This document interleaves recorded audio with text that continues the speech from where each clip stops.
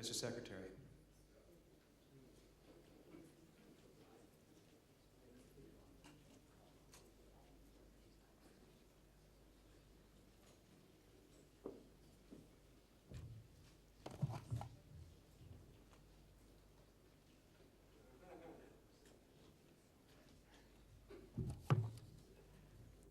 Good evening.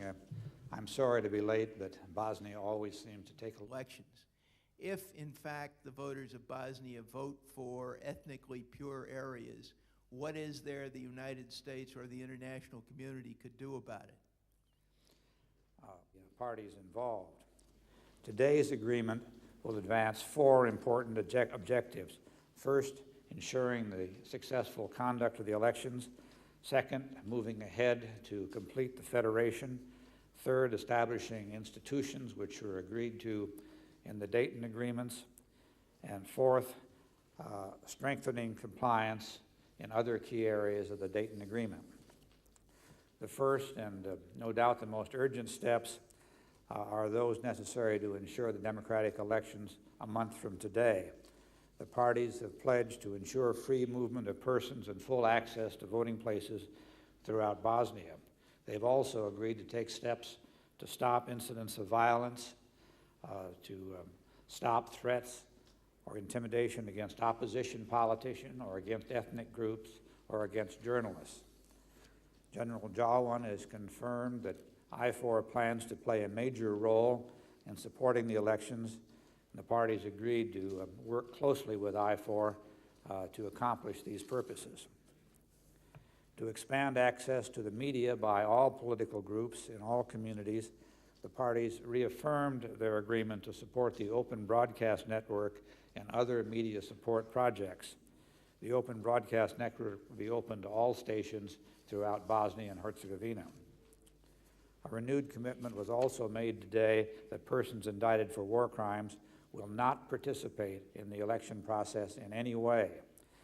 The July 18th agreement to remove Radovan Karadzic will be implemented in every respect, and the arrest of Karadzic and other indicted persons remains, as the party said today, an important goal.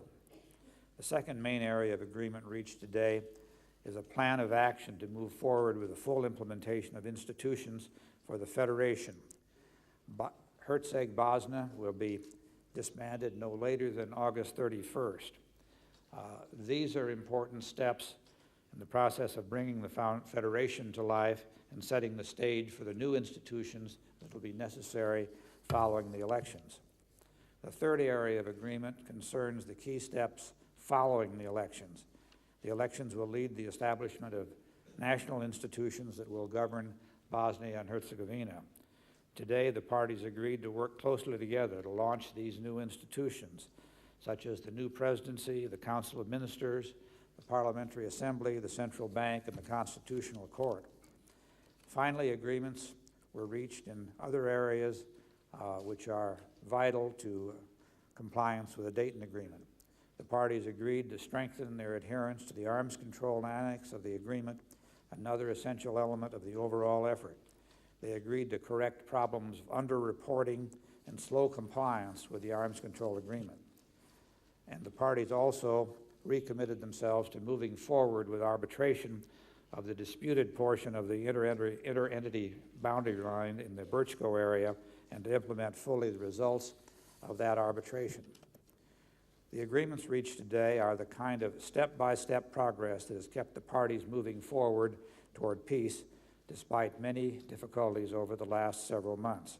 These agreements will be tested and measured by the deeds that followed them, not by the words themselves. But nevertheless, I think it's important that we have taken important additional steps toward the implementation of the very complex, very difficult Dayton Agreement.